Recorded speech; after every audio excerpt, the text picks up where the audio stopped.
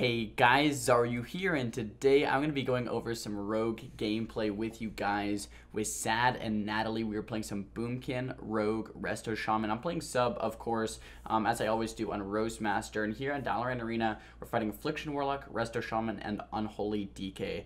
I'm going to show you guys two games today, one versus this, one versus Ret Hunter. And I'm really going to try to slow these games down and show you step by step what I'm doing and my thought processes throughout these games. Now keep in mind, I'm not a rank 1 rogue, I'm not the perfect rogue, so I'm just going to show you what I was thinking. Whether or not that was like the absolute best thing to do is a completely other, complete other story. I've been Gladiator on my rogue, have not been rank 1, so just as a little disclaimer, not the perfect play all the time, but here's what I'm thinking here in the opener. I'm going to mark for Death Kidney the healer. Off of this, we're going to try to get some CC with like a Root Beam, maybe a Blind, maybe a Cyclone, maybe a Hex, something like that. But I want to control the Shaman so that we can get a good opener. I'm also thinking that I don't want to hit the target with Earth Shield. So since the Shaman has Earth Shield, it's not going to be our target of choice. It's most likely going to be the DK or the Warlock. And I guess either one really works. I would probably open on the Warlock, but the last person I summoned is the DK. So it looks like I'm probably going to open up DK here.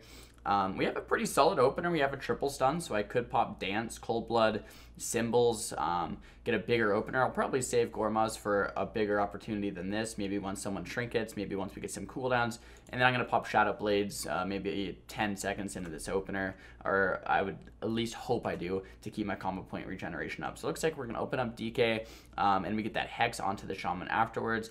Just going to pause here. A little interesting that we're opening up DK. I don't know if I like this as much as just opening up Warlock with a stun on the DK. I'm kind of curious on why I actually did that, but that's totally fine. Like, we're getting some cooldowns here. We're getting some pressure. We overlap Blind and Root Beam. Just as another side note, guys, we're not using voice or Discord or anything like that. We're just doing no voice games. So that's the reason on that one. So we overlap Blind and Root Beam, which is a huge blunder here. DK had to use his IBF to top himself back off, and now we're going to switch pressure over to the Warlock. This opener so far has been really bad, mainly because the overlap, but also because just opening DK doesn't really seem to be the target of choice, because now the Warlock's still in stun ER for 7 seconds, but we kind of want to go him since we have CC. We already committed Cold Blood and Symbols, and we haven't really gotten too much. We did pop that Shadow Blades to generate some more combo points, which is solid. Warlock's kiting away. Also, the Shaman stuck combat. I have this add-on called Combat Alerter, so I couldn't actually sap off the Blind. On top of that, it would have been a half sap, so pretty much so far not the greatest game, but regardless, we do force the wall out of the Warlock, and we force the gate out of him, so we are forcing some cooldowns. Here, I probably shouldn't stick on the Warlock for too much longer, though, because he has that defensive and he has that Earth Shield, so now would be a good time to either swap to the Shaman or the DK with Nightblade, butter them up, make them swap Earth Shield, and then go back to the lock. Or if they don't swap Earth Shield, then just kill them because they're nice and low. So let's see if I do that here. Looks like I'm heading on over to the DK, put that Nightblade onto him, trying to get the Earth Shield swap on over to the DK. Looks like it's not quite happening yet. If he doesn't swap it, we could always just go DK, which looks like I might do that. I actually messed up my stun DR here, so I kidney shot the Shaman, cheap shot the DK, want to go on the Warlock, and this is great because the Shaman put Earth Shield on himself, so the Warlock is opening himself up to die, really, or the Shaman's opening up the Warlock to die by putting that Earth Shield onto himself. Very interesting choice there. Full kidney shot lands, cheap shot on the DK. This is a perfect setup, but the stun diminishing return, I'll rewind the clip, wasn't off for another 1.8 seconds here when I stunned. So if I would have waited another second and a half, that would have been a full stun DR on the Warlock, but I did mess that up. So that's something that I need to work on, is getting that stun DR nice and perfect. So far this game has just not been super great, but the Warlock's still taking a ton of pressure. He has no Earth Shield, no wall, no gate. I don't think he has port. He's pretty much completely out of cooldown, so this is going to have to be the Trinket Link from the Shaman if they want to survive. It's the only thing that's going to save the Warlock here. If we get Trinket Link from the Shaman, I'll have Blind up in a little over a minute. He won't have Trinket. We can Blind and kill Warlock. There's a lot of different things we could do. If Shaman Trinket Links, then we just swap to the Shaman as well. If he doesn't have Earth Shield on himself, and he keeps in a Warlock instead. So that's kind of what we're looking at in the future. DK... probably not the best kill target now that Warlock is this low without cooldowns, but Warlock does actually use his gate, and he does just go ahead and fall there. So since he gates away, the Shaman can't really Trinket Link since the Warlock's too far. and we just end up taking out the Warlock right there. So this game, there's actually a lot to learn from this game after I play it back. Not an exemplary game by any means, but we did manage to take the W there. There's a lot of mistakes, a lot of overlaps, a lot of stun DRs that we can learn from on that match. But pretty much, guys, overall, hit the target without Earth Shield. Try to get triple cross CC with his kidneys, with the cheap shots. Try not to overlap those diminishing returns too much. Try not to overlap the cooldowns. And we're kind of bursting with this Boomkin in our stun goes. This is the damage breakdown. Here's the MMR that we're working with. And let's hop into another match. All right, here on the second game, we're in Ruins of Lordaeron, this time versus a Ret Paladin, a Marksmanship Hunter, and a Discipline Priest. So I kind of want to do the same thing, break it down, and show you guys what I plan to do in my own head. Once again, these guys, these games are not in Discord, not on Skype. We're just I'm just listening to music on my live stream yesterday. So it's actually really fun because we get to kind of think about, okay, when should we do a go? When should I peel? I have to really be aware of my enemy's health bars, of my enemy's positioning. They're not calling out anything, so it's really just it's a lot more awareness and a lot more thinking involved, which I really enjoy. But anyway, stun the Paladin, trying to get his auto trinket out of the way. I'll probably stun the trinket, probably stun the priest here in this opener. That's exactly what we do. So we kidney shot the priest, we double cheap shot the DPS. The Paladin's going to use his human trinket right away. So Pally is one trinket down. He still has his auto trinket and his normal trinket as well. So it's a lot of trinkets to get through there on that Ret Paladin. Out of this kidney shot, hopefully once again we go for that Hex.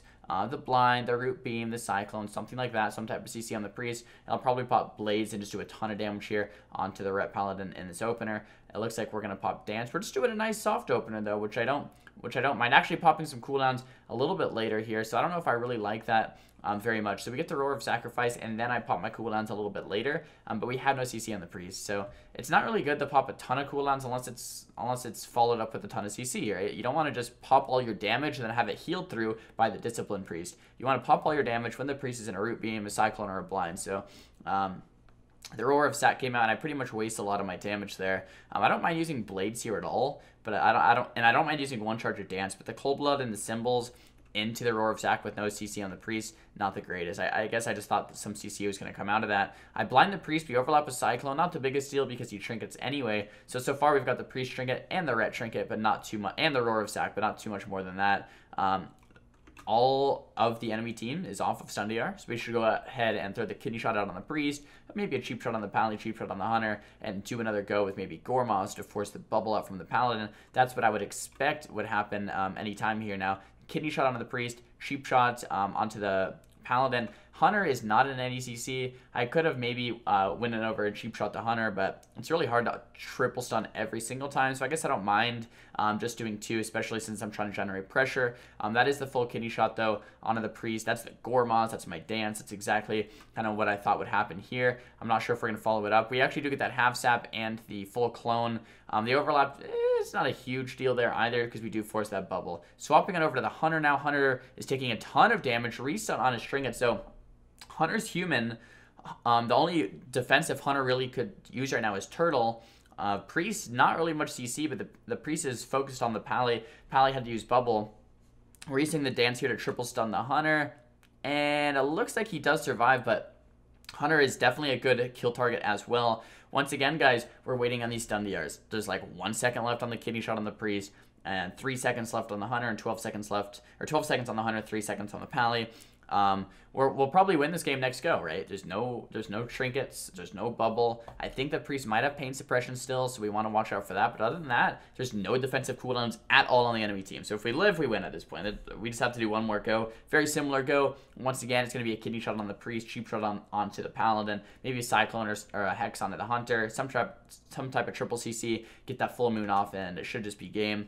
My Shaman is feared, though, and we're getting a little bit low. I have evasion if I need it, but my Boomkin's actually getting very low as well. It's a pretty scary time. Try to step kick the Priest there. Just throw out the full kidney shot and cheap shot here onto the Paladin.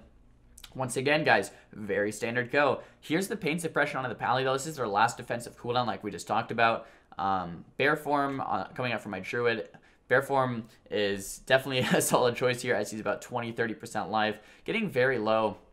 The trap on my Shaman is still sticking, so it's actually very, like, this right now is a very scary moment because it's like, this is the last time that they can win the game before we just win, right? Because now there's no trinkets, no pain suppression, and no bubble, and no, like, just nothing. There's nothing at all. So the next time we go, and at this point, I have Cold-Blooded and Symbols back up. I have a Dance in 11 seconds. So the priority for me is just survive until he's 10 seconds, stun DRs are back up. Generate combo points and then use them to generate this dance once again, so I have another dance for the go, and that's pretty much it. You know, I want to stay alive so I can pop that evasion anytime. There's the full Cyclone now onto the Priest, just getting damage off onto the Paladin. I can Vanish. I went for a Vanish Zap there, doesn't look like I quite get it, but throw out the Cheap Shot onto the Priest, throw out the Cheap Shot onto the Hunter, the Root Beam and the Hex overlap follow onto the Priest. The overlap doesn't matter at all. If I just pop Dance, Cold Blood, Symbols, this Paladin will just flop, and it looks like that's what we do. Paladin's dead. Another good game there, but once again, you know, some overlap, some mistakes, sometimes, you know, didn't have to use as many offensive cooldowns as I did, you know, things like that. So Roastmaster X definitely needs to work on that gameplay still, but I think a lot of these mistakes, though, are also because we're just playing no voice, which is totally understandable. That's pretty much what happens when you play without voice, but it's still so much fun to just queue up some 3v3 with friends with no voice. But that's the damage breakdown, guys. Roastmaster X coming out on top as the sub rogue. And that's pretty much the goal of the game, guys. Get that triple CC, get that burst, do it over and over, rotate through to the enemy's defensive cooldowns until you get that W. Guys, I hope you enjoyed that video where I really slowed things down and broke down exactly what I was thinking about, exactly what I was doing in each moment of that game. Guys, thumbs video up if you like videos like these. Thumbs video down if you did not. Talk to me in the comments about what type of videos you guys want to see for next time, and don't forget to subscribe. I'll see you guys next time. Peace.